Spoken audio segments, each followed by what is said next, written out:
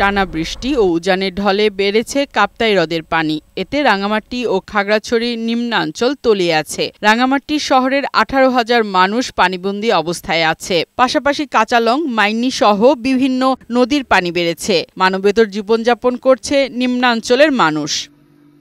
কাপ্তাই জলবিদ্যুৎ কেন্দ্রের স্পিলওয়ে খুলে দিয়ে পরিস্থিতি নিয়ন্ত্রণের চেষ্টা চলছে।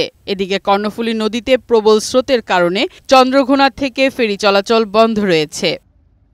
এদিকে কাপ্তাই হ্রদের পানি বেড়ে যাওয়ায় খাগড়াছড়ির মহালছড়ির চেঙ্গির তীরবর্তী নিম্নাঞ্চল প্লাবিত হয়েছে। জলাবদ্ধতায় ভোগান্তিতে পড়েছে 4 গ্রামের মানুষ।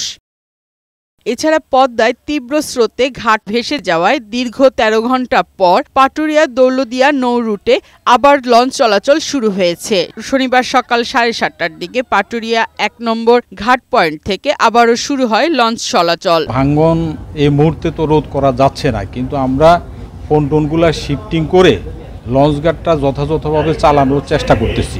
শুক্রবার সন্ধ্যায় পদ্মার স্রোতে যেটি ভেসে যাওয়ার ফলে এই নৌ রুটে লঞ্চ চলাচল বন্ধ করে দেয় বিআইডব্লিউটিসি কর্তৃপক্ষ। ফারহানা শিমু, বৈশাখী সংবাদ।